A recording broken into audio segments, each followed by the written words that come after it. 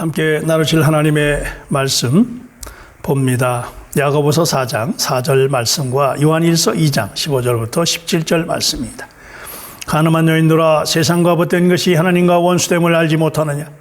그런즉 누구든지 세상과 벗이 되고자 하는 자는 스스로 하나님과 원수되는 것이니라. 요한일서 2장 15절부터 17절입니다. 이 세상이나 세상에 있는 것들을 사랑하지 말라. 누구든지 세상을 사랑하면 아버지의 사랑이 그 안에 있지 아니하니. 이는 세상에 있는 모든 것이 육신의 정욕과 안목의 정욕과 이생의 자랑하니 다 아버지께로부터 온 것이 아니요 세상으로부터 온 것이니라. 이 세상도 그 정욕도 지나가되 오직 하나님의 뜻을 행하는 자는 영원히 거하느니라. 아멘. 생명 지형을 위한 기본 원칙에 대해서 계속해서 말씀을 드리면서 자아 처리, 육신 처리, 그리고 죄 처리, 그리고 이 세상을 처리하는 문제, 양심을 처리하는 문제에 대해서 말씀을 드립니다. 오늘도 두 번째로 세상을 처리하는 문제에 대해서 함께 말씀을 나눕니다. 죄와 세상의 차이. 죄를 짓는 것보다 세상에 빠지는 것이 사람을 손상시키는 범위가 더 크고 그 결과도 심각하다고 지난 시간에 말씀드렸습니다. 그리고 하나님을 대적하는 것도 죄보다 더 심하다고 하는 것을 말씀드렸습니다. 이렇게 사람을 극도로 해롭게 하는 세상이 생기는 것은 사람이 죄를 범함으로 에덴 동산에서 쫓겨나면서부터지요. 하나님을 잃어버리자 사람은 빈곤과 위험과 생활의 권태를 두려워하기 시작을 했지요. 전에는 하나님으로부터 모든 필요를 공급받고 위험으로부터 도움을 받고 하나님으로 인해서 기뻐하는 삶을 살았지만 이제는 사람 스스로가 공급과 보호와 오락을 위한 수단을 고안해야 했습니다. 이때부터 사람은 하나님 없는 문명을 창조한 거지요. 인류가 하나님 없는 삶을 살게 됐을 때 사탄은 즉시로 사람을 탈취하기 위해서 더욱 접근하게 됐습니다. 사탄은 사람으로 하여금 최상의 의식주를 공급하기 위해서 전념하게 하고 최고의 방어체제를 구축하기 위해서 경쟁을 하게 하고 최고의 쾌락을 탐닉하게 되면서 사람을 세상에 완전히 빠지게 했습니다. 그리고 이러한 것을 구체적으로 체계화한 것이 세상인데 이처럼 세상을 조직화함으로 인류를 더 강한 줄에 얽매이게 했습니다. 원래 사람은 하나님께 속해서 하나님으로 인해 살았고 하나님께 전적으로 의존을 했습니다. 그러나 이제 사탄은 세상을 조직화해서 사람의 필요를 공급하면서 하나님과 대치시켰습니다.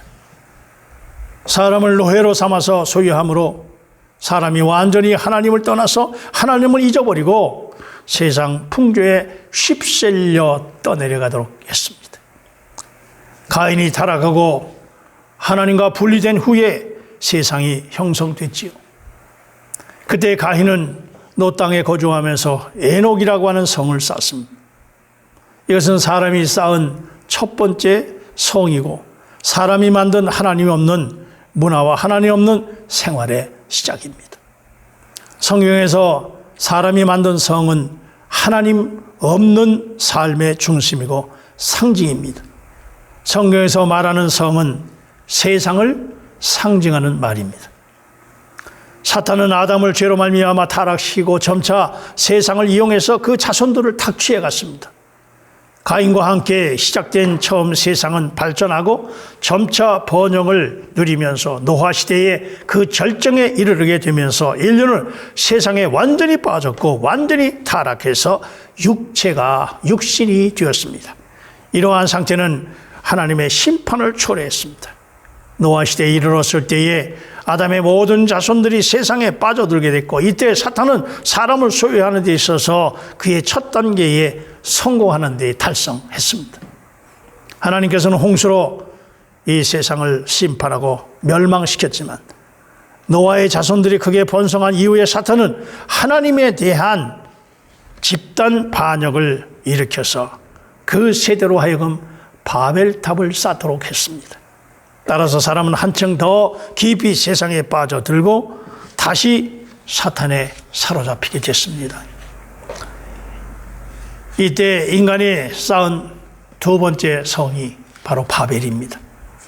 하나님 없는 삶에 표방한 것이고 바벨 성은 두 번째 세상의 시작입니다. 사탄이 노아의 자손들을 손에 넣은 이래로 하나님은 그들에게 그분의 목적을 이루실 수가 없었습니다. 따라서 하나님은 창조된 이 인류를 버리고 아브라함을 택하실 수밖에 없으셨습니다. 세상이 발전 과정에서 하나님께서 예비하신 것들이 대다수를 사탄이 탈취하게 됐습니다. 그럼에도 불구하고 소수의 이기는 자들이 세상과 분리해서 하나님의 입장에 서 있었습니다. 그들은 세상의 상징인 성에 맞서서 장막과 제단으로 자신들이 하나님께 속하였음을 삶으로 간증하고 있었습니다. 성경에서는 세상의 발전을 묘사하는 성의 노선이 있을 뿐 아니라 세상과 맞서서 이기는 자들의 간증을 나타내는 장막의 노선이 있습니다. 성경에서 장막에 거하였더라 라고 하는 말은 하나님께 속한 삶을 살았다고 하는 것을 증언합니다. 노아는 세상을 상징하는 성에서 사는 생활을 반대하고 장막 생활의 한 최초의 사람이었습니다. 노아는 방주를 떠난 다음에 하나님께 제단을 쌓았고 성에서 살지 않고 장막에서 살았습니다. 노아가 성에서 살지 않고 장막에 살았다고 하는 것은 인간의 수단으로 자신을 보호하지 않고 오직 하나님을 의지했다는 말입니다. 오직 하나님만 의지하시기 바랍니다. 뿐만 아니라 홍수 이후에 장막에 살면서 세상을 대적하는 간증을 한 사람이 많이 있었습니다. 그 중에 가장 탁월한 인물이 바로 아브라함입니다. 그런 세상에서 부르심을 받아서 바벨성을 떠나서 가나안 땅으로 향해 갔습니다. 거기서 그는 바벨성과 맞서서 장막을 쳤습니다. 그는 장막에서 하나님을 위한 삶을 살기로 선택을 했고 제단을 쌓아 하나님을 경배하고 섬겼습니다. 신약의 끝에서 큰 바벨론이 멸망할 것이라고 계시록 18장 2절에 말씀합니다. 새 예루살렘이 하늘에서 내려올 것이라고 예언하고 있습니다. 이 새 예루살렘은 하나님의 장막이라고 불렀습니다. 이러한 성경의 기록들로 볼 때 장막이 성과 맞서고 있음을 알 수 있습니다. 성은 모든 인간적인 생활과 자기가 고안한 생활의 상징이자 중심이고 세상을 대표합니다. 장막에 사는 사람들은 그들이 세상에 빠져있지 않음을 나타내고 오히려 세상 밖에서 나그네의 삶을 사는 것을 의미하고 있습니다. 사람이 실패해서 하나님을 잃어버리자 그들은 세상에 빠져들었고 사람이 하나님을 통해서 구원을 받게 되자 세상을 떠나 장막에서 이방인과 나그네처럼 살아서 하나님만 섬겼다고 하는 것을 이야기하는 것이 성경입니다. 세상이 하나님의 자녀들을 취하고 하나님의 목적을 파괴한 이래로 하나님은 두 방면에서 곧 죄와 세상에서 사람을 구원하십니다. 죄에서의 구원은 우리를 타락한 상태에서 구하는 것이라고 한다면 세상에서 구원은 우리를 타락된 위치에서 구하는 것입니다. 구약에서 하나님의 구원에 대한 두 가지 예표가 있는데 그것은 노아의 방주와 애굽입니다. 강예포가 죄와 세상에서의 구원의 방면을 다 나타내고 있습니다. 노아의 8 식구는 방주와 물을 통해 구원을 받습니다. 방주는 그들이 홍수에서 심판에서 구출하고 그리고 홍수의 물은 그들을 타락한 세상으로부터 분리시킴으로 구출했습니다. 마찬가지로 이스라엘도 유월절과 홍해로 말미암아 구원을 받습니다. 유월절은 하나님께서 죽음의 심판에서 그들을 구속하신 것이고 홍해는 세상의 상징인 애굽으로부터 물로 분리시킴으로 구출하는 것을 의미합니다. 노아의 가족은 세상을 멸망시킬 홍수를 통해서 세상에서 구출을 받고 이스라엘 자손은 애국 군대를 익사시킨 홍해 물을 통해서 세상에서 구출됐습니다. 이처럼 우리가 오늘 누리고 있는 완전한 구원에는 두 방면인 믿음과 이 세례 침례가 있습니다. 우리는 예수를 믿음으로 그리스도의 피로 인해서 죄에서 구출을 받고 이 세례 침례의 물로서 우리는 세상과 분리되어 구출을 받는 것입니다. 따라서 그리스도인의 세례를 받는다고 하는 것은, 침례를 받는다고 하는 것은 노아와 이 홍수와 홍해를 통과한다는 이야기입니다. 성도가 이 세례를 받는 것은 세상과 분리되고 장막과 제단의 생활을 하기로 결단하는 것을 의미하는 것입니다. 따라서 택함받고 구원받은 우리는 세상으로부터 구출되고 분리되었다는 간증인 장막 생활을 계속하는 것입니다. 그러면 장막 생활을 한다고 하는 것이 무슨 의미입니까? 이것은 이 땅에서의 삶이 단지 본향을 얘기하는 나그네로서의 삶이기 때문에 이 땅의 체계에 얽매이지 않고 이 땅의 어떤 것에 집착하지 않으므로 세상의 소나기에서 벗어나서 오직 하나님으로 인해서 사는 삶을 말하는 것입니다. 오직 하나님으로 인해 사는 삶, 이것이 장막의 삶입니다. 하나님께서 생각하시는 세상의 의미는 무엇입니까? 우리가 왜 세상을 처리해야 할 수밖에 없는지 지난 시간을 통해서 이미 찾아봤습니다. 먼저는 야고보서 4장 4절, 세상과 벗된 것이 하나님과 원수됨을 알지 못하느냐. 세상과 벗된 것이 벗이 되고자 하는 자는 스스로 하나님과 원수되는 것이고, 로마서 12장 2절에는 너희는 이 세대를 본받지 말고 오직 마음을 새롭게 함으로 변화를 받아 하나님의 선하시고 기뻐하시고 온전하신 뜻이 무엇인지 분별하도록 하라. 오늘 요한일서 2장 15절부터 보면 이 세상이나 세상에 있는 것들을 사랑하지 말라. 누구든지 세상을 사랑하면 아버지의 사랑이 그 안에 있지 아니하니. 이 세상에 있는 모든 것이 육신의 정욕과 안목의 정욕과 이생의 자랑이 다 아버지께로부터 온 것이 아니요 세상으로부터 온 것이니라. 이 세상도 그 정욕도 지나가되 오직 하나님의 뜻을 행하는 자는 영원히 거하느니라. 할렐루야. 세상은 우리 안에서 하나님의 지혜를 빼앗는 사랑과 활동과 사물로 이루어졌습니다. 정치적인 모든 것, 문화, 이런 모든 것들로 이루어졌다는 것을 분명히 보시기를 바랍니다. 그러면 우리를 빼앗는 대상이 무엇인지를 어떻게 알고 또 그 측정의 기준은 무엇인가 하는 것입니다. 먼저는 우리가 대하는 사랑과 사물과 활동이 우리의 생활 필수보다 지나친 것인지를 보아야 합니다. 어떤 것이든 우리의 생활 필수보다 지난 것은 하나님의 위치를 차지하고 우리를 사로잡기 때문에 우리는 그러한 것들을 처리해야 합니다. 여러분, 무엇이 하나님의 위치에 있습니까? 가장 위치하고 있는 것이 하나님입니까? 아니면 이 세상의 어떠한 것입니까? 우리의 존재, 부모, 남편, 아내, 가족, 의복, 음식, 짐, 교통수단, 직업, 특정한 사람, 특정한 단체, 활동, 사물들을 의지하며 살아갑니까? 이러한 것들은 우리의 존재를 위한 필수품이고 필수용품 정도여야 합니다. 이러한 필수품이 우리가 하나님을 위해 사는 목적에 이바지한다면 그러한 것은 세상이 아니겠지요. 문제는 특별한 어떤 대상이, 어떠한 단체의 활동이 우리의 시간을 지나치게 빼앗고 우리의 마음을 빼앗고 하나님과 가까이 하는 것을 방해하는가 하는 것에 달려있다는 말입니다. 만일 그것이 우리 속에 한 자리를 차지하고 있고 그것을 포기할 수 없도록 우리를 빼앗는다면 그것은 의심할 여지 없이 우리의 세상이기 때문에 우리는 그것들을 처리해야 합니다. 분명히 보십시오. 분별하십시오.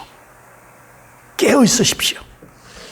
어떤 특정한 필수품이 하나님의 뜻을 행하는 데 있어서 하나님을 생명으로 먹고 누리는 데 있어서 우리를 얽매이고 방해한다면, 어떤 것만 생각하면 하나님의 주신 평안을 빼앗는다면 우리는 그것으로 인해서 침해 당하고 있다는 말입니다. 우리의 음식, 의복, 우리의 생활에 다 필요하지만 그러한 것이 우리를 탈취하고 하나님과 대치된다면 세상이 된다는 말입니다. 여러분, 하나님 안에서 살고 있습니까? 아니면 세상에서 살고 있습니까? 우리의 가치는 세상입니까? 하나님입니까?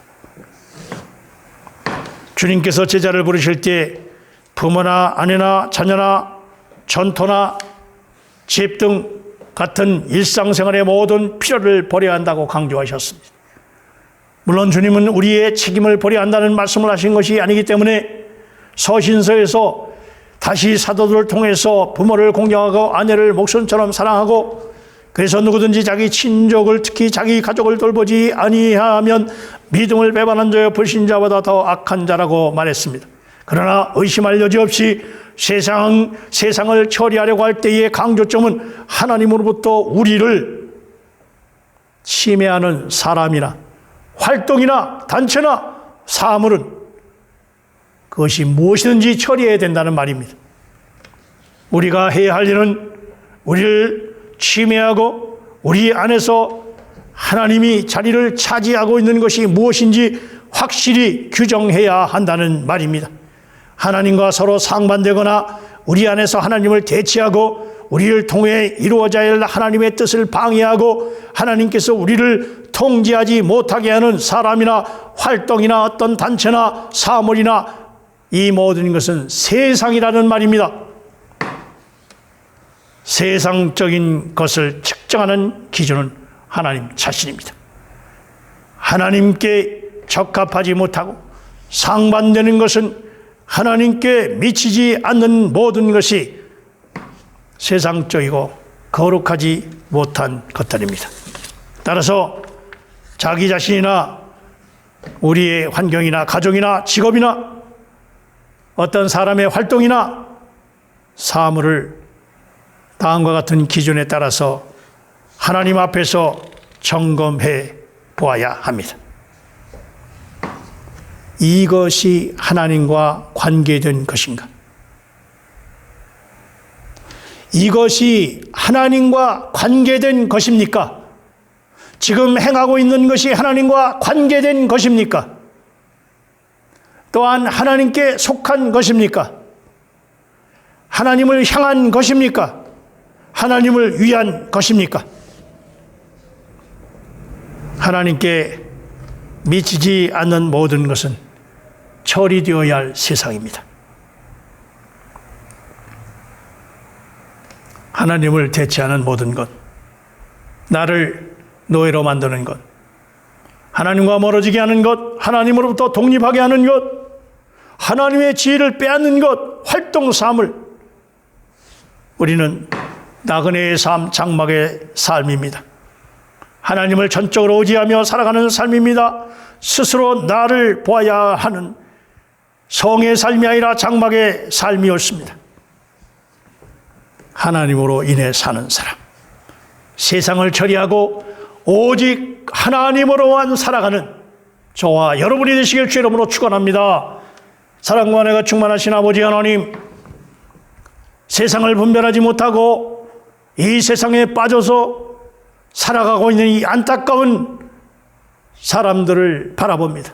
하나님을 대체하는 모든 것들 주님이여 다 제거하게 하시고 세상을 처리하고 오직 하나님으로 인하여 살아가는 우리 사랑하는 성도들 되게 하옵소서. 그리하여 이기는 자의 삶을 살게 하시고 장막의 삶을 살게 하시고 제단의 삶을 살게 하옵소서. 예수님의 이름으로 기도합나이다. 아멘.